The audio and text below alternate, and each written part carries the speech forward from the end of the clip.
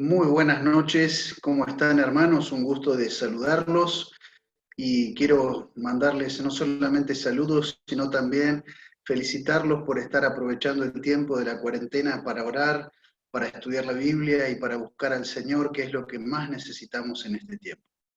El mensaje que quiero compartir en esta noche con ustedes tiene que ver con las profecías, con el Apocalipsis. Es importante que podamos dedicar el tiempo para profundizar. Les animo a seguir profundizando, estudiando.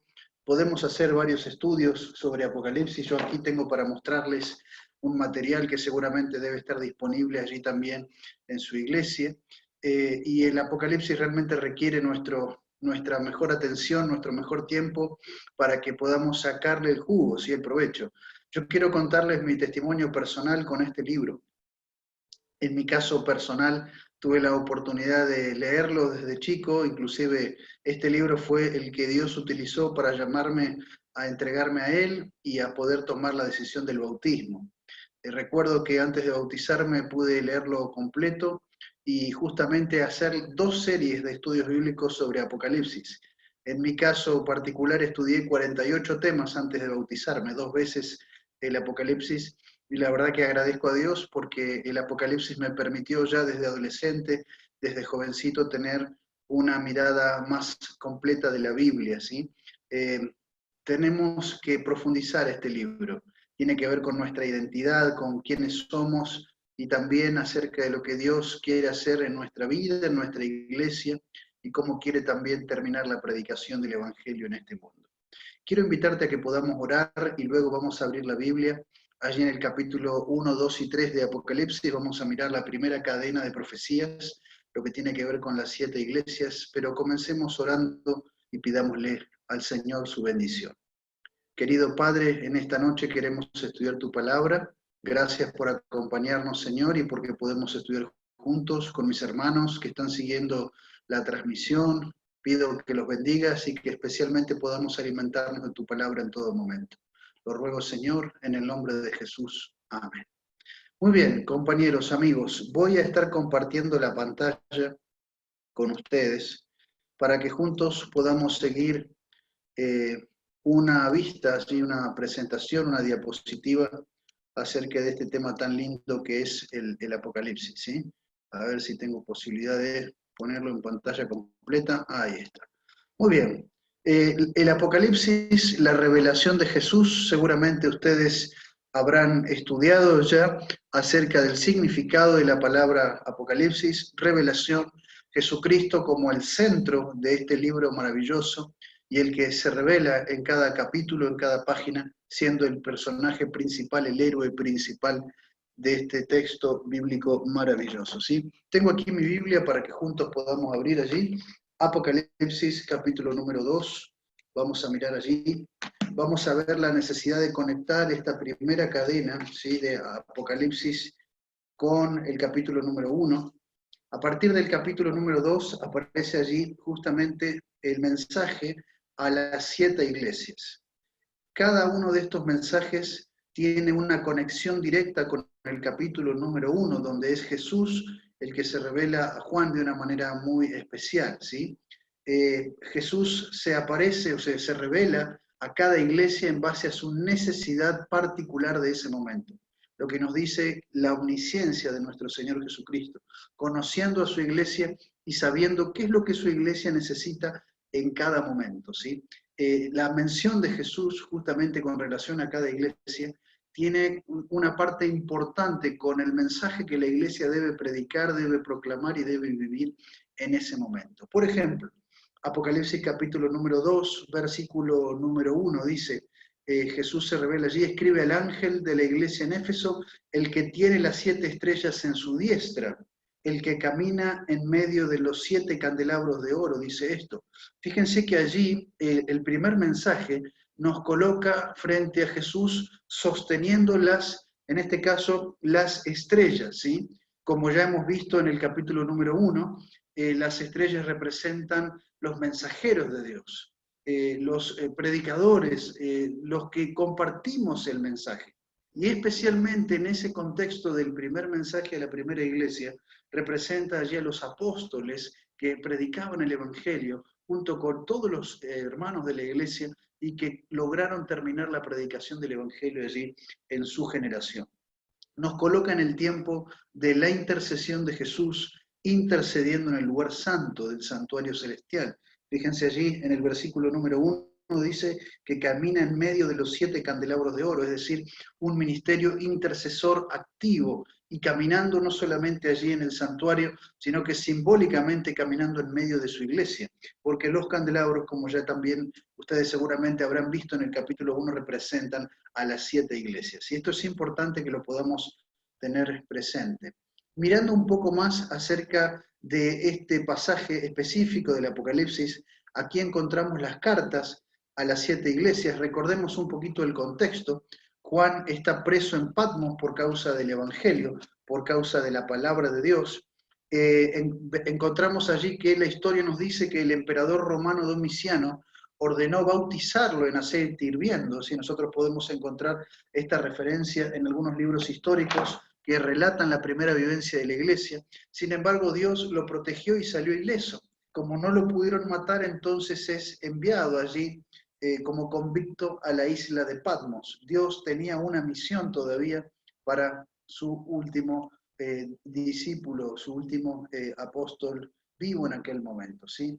Lo que nos presenta Apocalipsis en estos capítulos es que en la crisis Dios no nos abandona, queridos hermanos. Así como no lo hizo con Juan, no lo abandonó en esa situación de crisis, tampoco el Señor nos deja solos a nosotros en este momento de la historia. Vemos también que en la crisis Dios tiene un mensaje, y ese mensaje lo descubrimos en su palabra. Por eso es importantísimo que en esta época de crisis podamos abocarnos a estudiar y a profundizar en la lectura de la Biblia. Y vemos también que Dios se revela en la crisis y se da a conocer, es decir, la crisis es una oportunidad para conocer más a Dios. Yo te invito a que puedas especialmente aprovechar este tiempo de crisis para seguir estudiando y profundizando.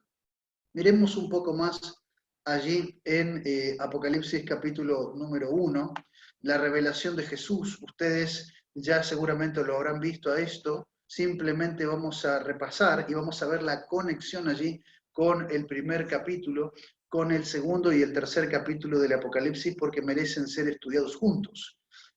Allí aparece la revelación de Jesús en el día del Señor, la Biblia responde cuál es el día del Señor, ¿sí?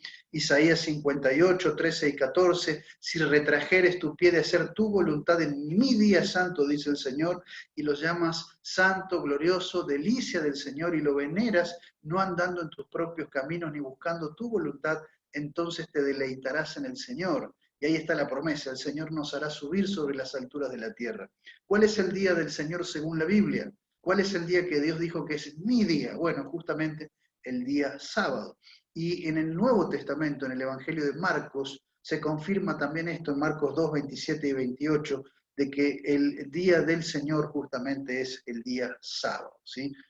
Encontramos aquí la orden en el primer capítulo acerca de escribir a las 7 iglesias.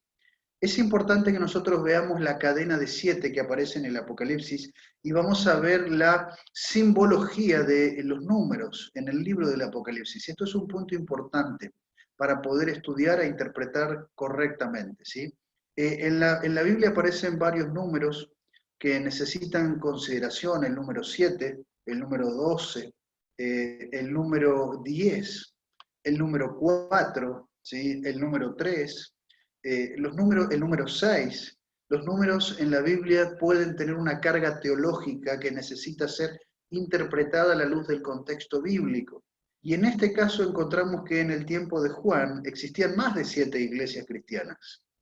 Por algún motivo el Señor eligió estas 7 iglesias con sus características, con sus particularidades para dejar un mensaje, ¿sí? Cuando nosotros vamos a la Biblia, encontramos que el número 7 tiene que ver con la obra terminada y completa de Dios. Y acabó Dios su obra en el 7º día, dice el libro de Génesis.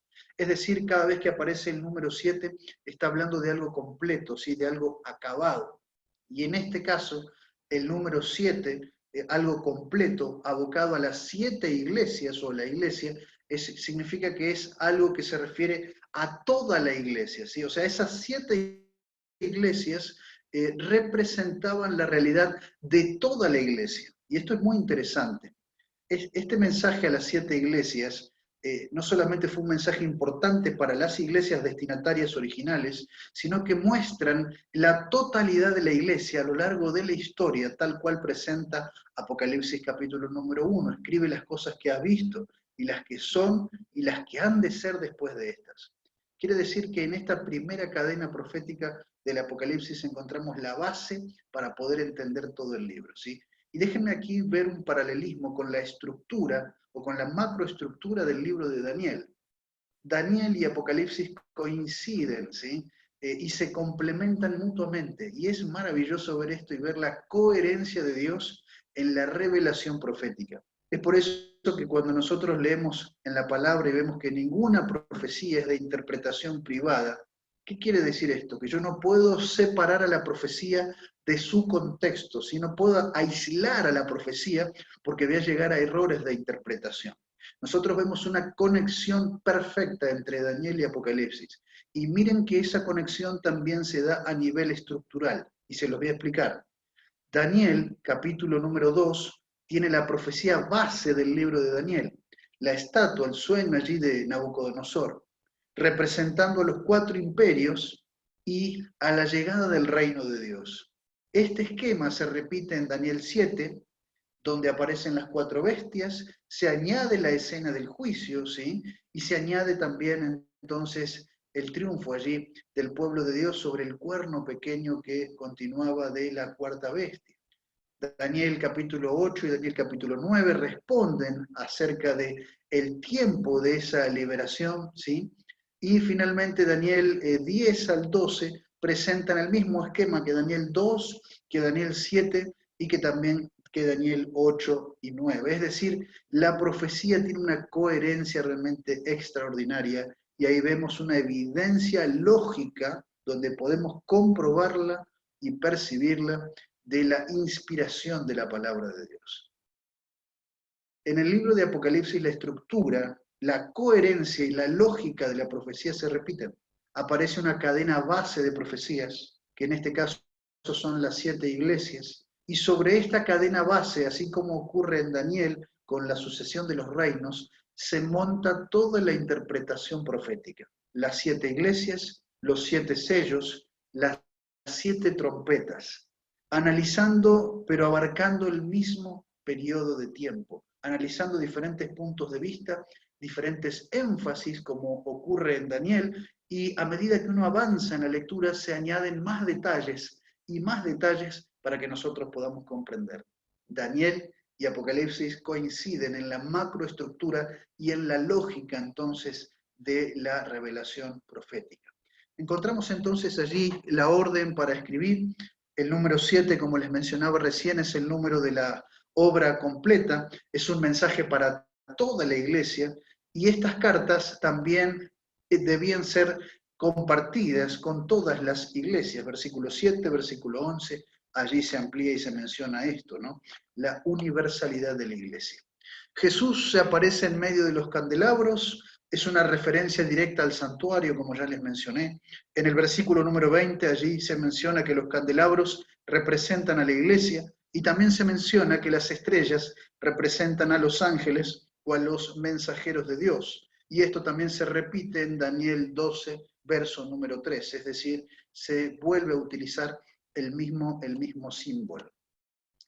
¿Cuál es la relación que nos presenta Apocalipsis 1, 2 y 3 del Señor Jesús con su iglesia? Y este es un punto muy importante, porque al ver nosotros cómo Jesús se relaciona con su iglesia, cómo se vincula con su iglesia, también nos motiva y nos anima a nosotros a relacionarnos y a vincularnos con la iglesia de la misma manera, ¿sí?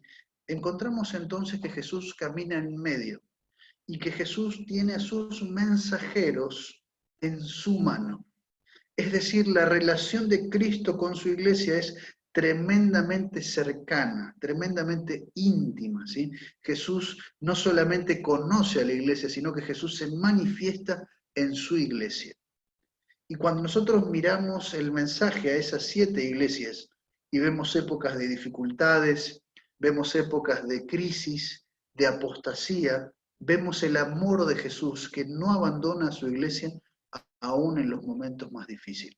Por eso, queridos amigos, si Jesús se vincula con su iglesia de esta forma en todos los momentos, en todas las épocas, qué importante que es para nosotros poder ser parte de la iglesia de Cristo que espera su venida, ¿sí? Y de poder mantenernos conectados y vinculados con la iglesia, el cuerpo de Cristo, como realmente lo necesitamos. Cuando avanzamos en el detalle del texto y comparamos, en este caso, Apocalipsis 1 con Daniel 10, vamos a encontrar aquí el paralelismo, ¿sí? En las escenas. En Daniel 10 también se revela allí el Señor, aparece vestido de lino, en Apocalipsis 1 también, con la ropa sacerdotal, ceñido sus lomos con oro de Ufaz, ceñido con un cinto de oro, menciona Apocalipsis, cuerpo de berilo, ¿sí? Cabeza y cabellos blancos, rostro como relámpago, ojos como antorchas, ojos como llama de fuego, brazos y pies de bronce, voz estruendosa, potente, voz como estruendo de muchas aguas, son palabras diferentes, pero que describen una escena similar. Y miren aquí entonces, el mismo Señor que se le reveló a Daniel es el mismo Señor que se revela entonces en el Apocalipsis. Ambos libros van de la mano. ¿Qué características encontramos con relación al mensaje de las 7 iglesias? ¿Y cómo podemos ver aquí el método correcto de interpretación, ¿sí? El método historicista?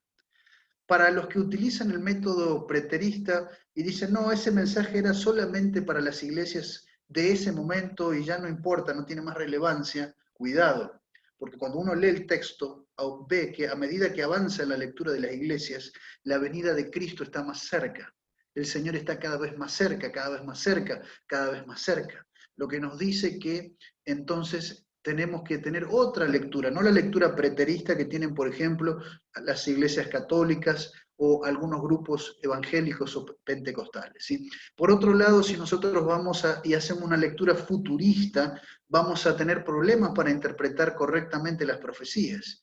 Especialmente mucho cuidado con aquellos que sacan la profecía de contexto y lo quieren aplicar al tiempo final o al tiempo inminente del tiempo del fin. Por ejemplo, muchos sacan las trompetas de su contexto y se meten en problemas de interpretación. Por eso a la hora de estudiar el texto tenemos que ver lo que el mismo texto dice, pero también tenemos que ver la estructura del texto, que es muy importante. La estructura nos lleva a ver el contexto y el mensaje que está contenido justamente en el texto y en su contexto, ¿sí? Contexto literario, contexto idiomático, lingüístico, que es muy, pero muy importante, y contexto teológico también de toda la Biblia. ¿Qué encontramos aquí entonces en las 7 iglesias? Las promesas aumentan y encontramos que a medida que avanza la lectura, estamos más cerca de la venida del Señor. Encontramos también que hay apostasía, ¿sí? Pero que en cada iglesia hay vencedores. Lo que nos dice que la apostasía, el error de algunos, el mal testimonio de algunos no es motivo para dejar la iglesia, porque en la iglesia de Cristo hay vencedores en cada época, y en esta época también, la última, antes de la venida de Cristo, también hay vencedores. Vamos a mirar aquí y a mirar juntos, entonces, a repasar el texto. Vamos a ir a Apocalipsis, capítulo número 2, y ver un poquito más en detalle esto que estamos analizando juntos, ¿sí? Apocalipsis, capítulo número 2. Miremos primero allí la iglesia de Éfeso, una iglesia que fue perseguida por el judaísmo de aquel momento, ¿sí? Sin embargo, el Señor dice que sostiene a sus mensajeros en la mano, alabado sea el Señor por eso. Y ahí está entonces la descripción. Yo conozco tus obras, tu arduo trabajo y perseverancia. Verdaderamente esta iglesia se esforzó y terminó la predicación del Evangelio en su época, en su generación. Dice, has sufrido, has sido perseverante, has trabajado arduamente por amor de mi nombre y no has desmayado, pero tengo contra ti que has dejado tu primer amor. O sea, no alcanza con trabajar para Cristo, no alcanza con ganar almas, no alcanza con predicar. Necesitamos hacerlo, pero movidos por el amor, motivados por el amor de nuestro Señor Jesucristo. Es por eso que en las profecías encontramos un equilibrio maravilloso entre el amor, la gracia, la misericordia y la justicia, la obediencia y la ley. Queridos hermanos, tenemos que encontrar el equilibrio para poder servir a Dios con excelencia. Pero sigamos leyendo allí. Entonces, esta primera iglesia, la iglesia de Éfeso, representa la época de la iglesia apostólica. Fíjense allí en el versículo número 2, dice, yo conozco tus obras. En la última parte dice, y has probado a los que se dicen ser apóstoles. Justamente en la iglesia apostólica ya enfrentaba el problema de la legitimidad del apostolado, ¿no? Y nosotros cuando leemos las cartas de Pablo, por ejemplo, encontramos que varios se hacían pasar por apóstoles, engañadores, falsos predicadores, un montón de ejemplos. Sin embargo, dice que esta iglesia pudo distinguir a los verdaderos siervos de Dios. Característica que hoy también la iglesia necesita, discernimiento para poder distinguir entre la verdad y el error. No todo el que predica, no todo el que hace videos, hermanos, no todo el que habla por YouTube dice la verdad. Aunque parezca que lo diga, si no está vinculado con la iglesia, como nos presenta Apocalipsis 1, 2 y 3, y presenta un mensaje que lleva a la desunión, que lleva a que no tengamos en cuenta el contexto de la Biblia, aunque parezca, no es verdadero. Cuidado con eso. Cuidado con los falsos pastores que se ponen credenciales cuando no la tienen, o que aceptan que los llamen pastores cuando en realidad no lo son. Mucho cuidado con ellos.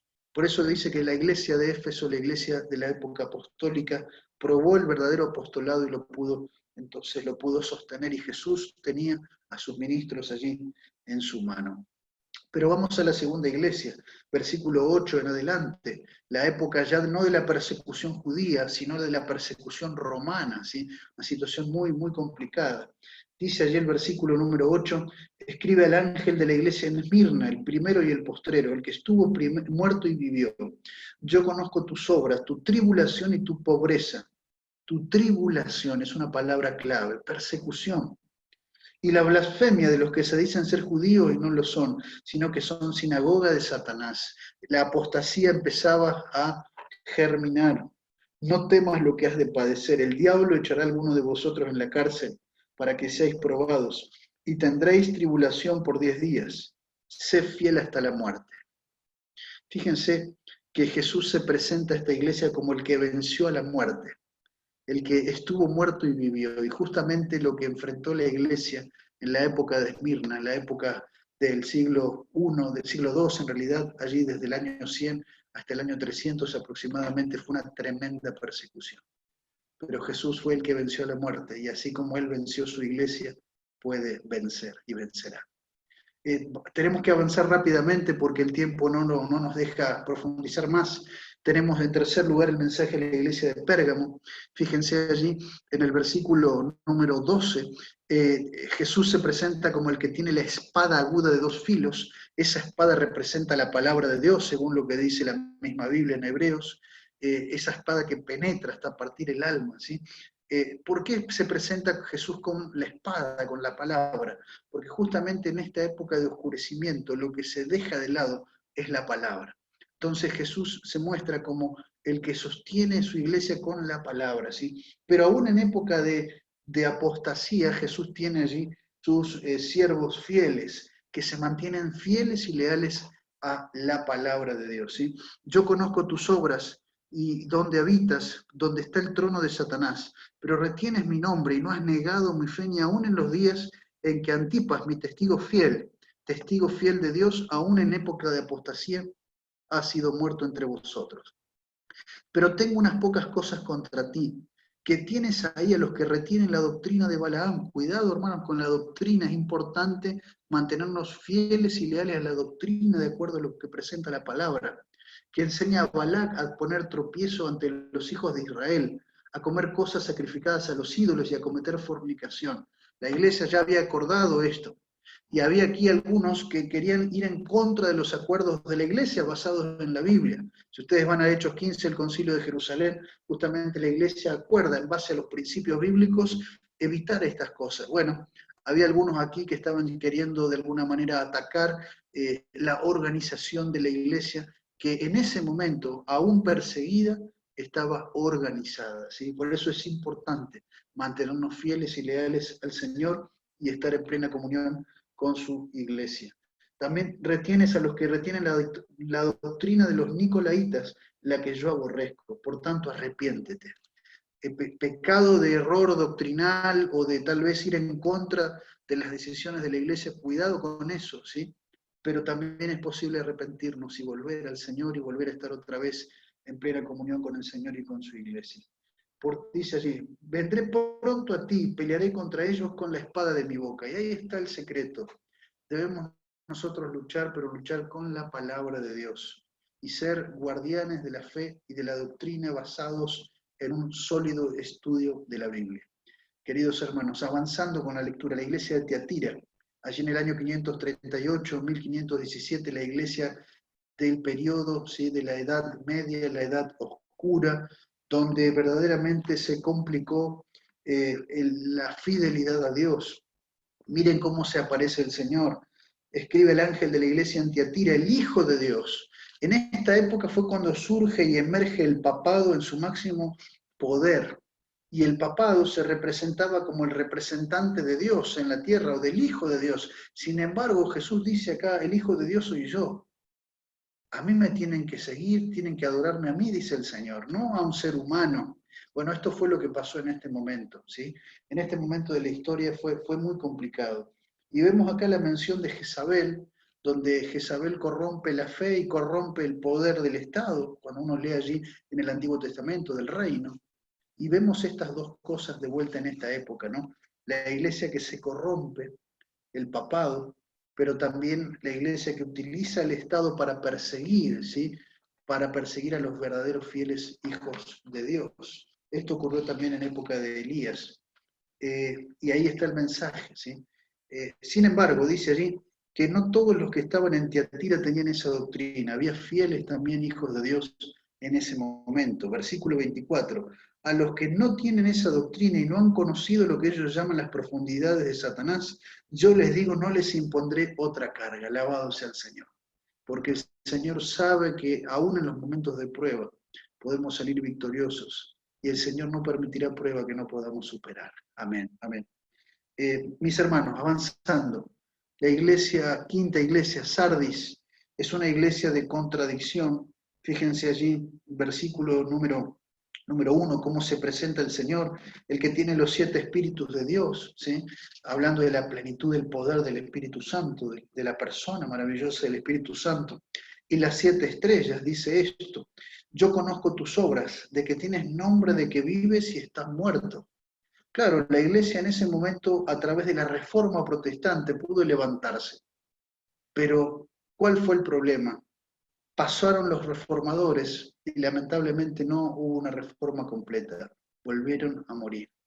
Es decir, cuando tenemos a la palabra abierta, estamos vivos espiritualmente. Pero cuando nos quedamos solo con el ser humano, con el líder, con el buen predicador, y nos alejamos de la palabra, ahí tenemos problemas. Eso es lo que nos presenta el mensaje a la iglesia de Sardis. Sin embargo, miren lo que dice allí. Acuérdate pues de lo que has recibido. O sea, en esta época surgen, se redescubren verdades maravillosas como la justificación de la fe, el sola escritura, ¿sí? Estas verdades que hoy nosotros sostenemos como adventistas. Sin embargo, dice que la habían perdido. Ellos tenían que volver otra vez a esos pilares iniciales. Vuelve a lo que has tenido, ¿sí?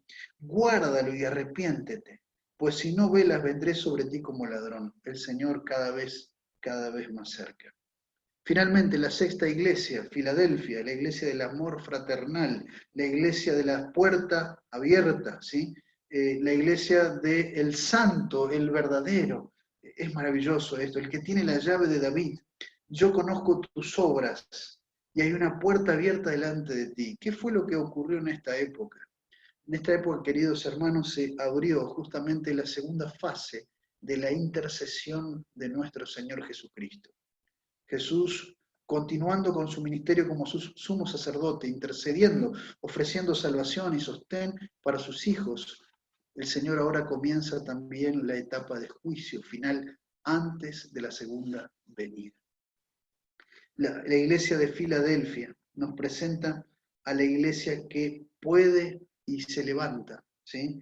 Esta iglesia va desde el año 1755 hasta el año 1844, donde comienza el Señor con su última fase en la intercesión. Es muy importante ver que en esta época se estudiaron el libro de Daniel, el libro de Apocalipsis. En esta iglesia es donde, en esta época es donde surge el movimiento adventista, ¿sí? A través del estudio de las predicaciones de Guillermo Miller y de otros.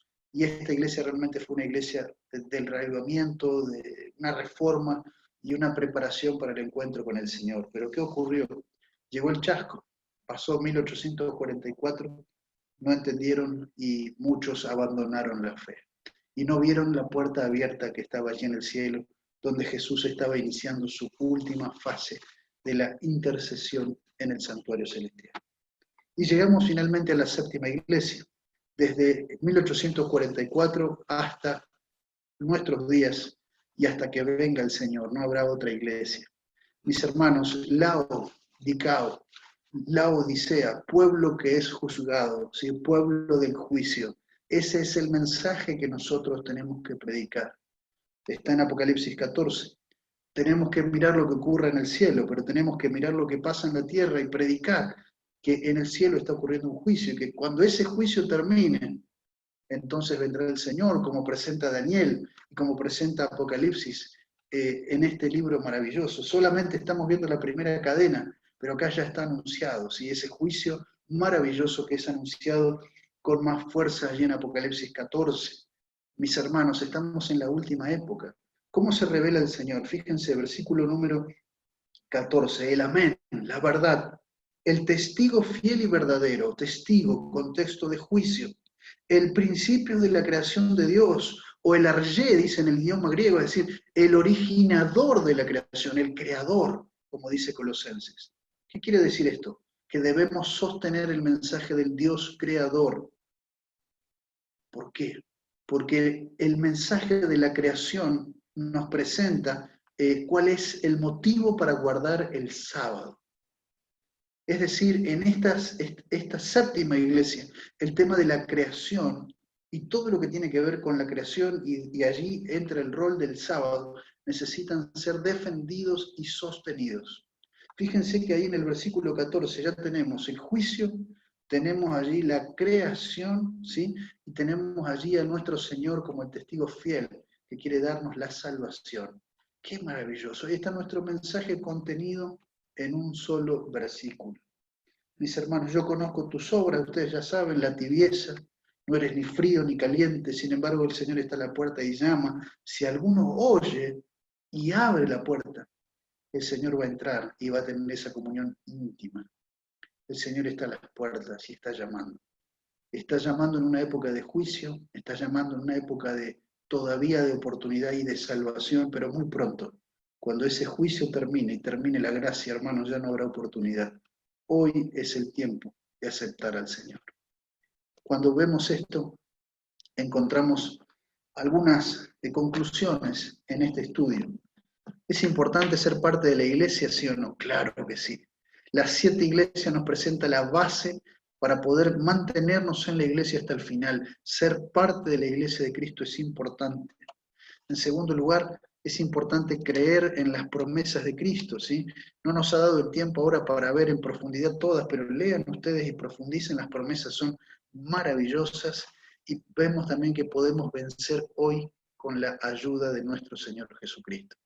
Así que, mi hermano, si tal vez estás pasando por alguna dificultad, si tal vez estás con pruebas, con dificultades, con luchas, con miedos, te animo a tomar la decisión de seguir con Cristo y con su iglesia hasta el final, no importa lo que pase, a ser fieles, a dar todo por causa del Señor y a poder hacer la voluntad de Dios siempre.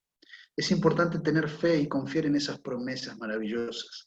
Aunque la prueba sea difícil, la victoria será más grande todavía. Y finalmente podemos vencer con la ayuda de nuestro Señor Jesucristo. Por eso quiero animarte a que si tenés que tomar una decisión por el Señor, la tomes cuanto antes. Termina allí el mensaje de Apocalipsis 3 diciéndonos que el Señor está a la puerta y Él está llamando Y eso es lo que está haciendo el Señor en este momento. Se está predicando. Miren, en mi caso como pastor, ahora estoy como evangelista, me ha tocado predicar en esta cuarentena como tal vez no había predicado en mucho tiempo. A través de redes, a través de internet. Me decían que cuando me tocó predicar un sábado de mañana, el sermón lo escucharon como 2000 personas conectadas. Hermanos, hay muchas personas que están recibiendo el mensaje en este momento. El Señor está llamando, ¿sí? Está llamando al corazón. Si escuchas su voz, ábrele la puerta. No retardes tu decisión. Toma la decisión de volver.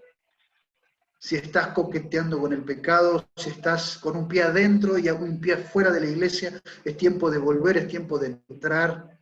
Apocalipsis nos presenta eso. Y si todavía no te entregaste a Dios, el Señor te está invitando a que tomes una decisión. Yo quisiera orar y cerrar este estudio pidiéndole al Señor que te bendiga y que me bendiga, que nos permita ser parte de su iglesia, que lo recibirá con los brazos abiertos y que con su ayuda y creyendo en sus promesas podamos ser más que vencedores. Vamos a orar. Querido Padre, gracias Señor por tu palabra.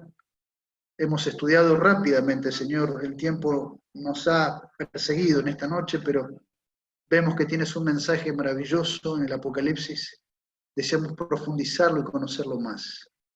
Pero Señor, sobre todo te agradecemos porque en esta noche vimos que Apocalipsis nos presenta que podemos vencer y que vale la pena ser parte de tu iglesia, Señor, porque tú caminas en tu iglesia, tú sostienes a tu iglesia en tu mano, tú llamas a tu iglesia con amor y nos llamas a nosotros y nos quieres salvar. Señor, bendice a mis hermanos que están escuchando este mensaje, bendice la tarea de sus pastores y permite, Señor, que como iglesia puedan fortalecerse, puedan predicar hasta el final y que a través de su influencia muchos, miles, puedan ser salvos. Te lo ruego, Señor, en el nombre de Jesús. Amén. Que Dios te bendiga. Ha sido un gusto compartir estos minutos de estudio de la palabra de Dios.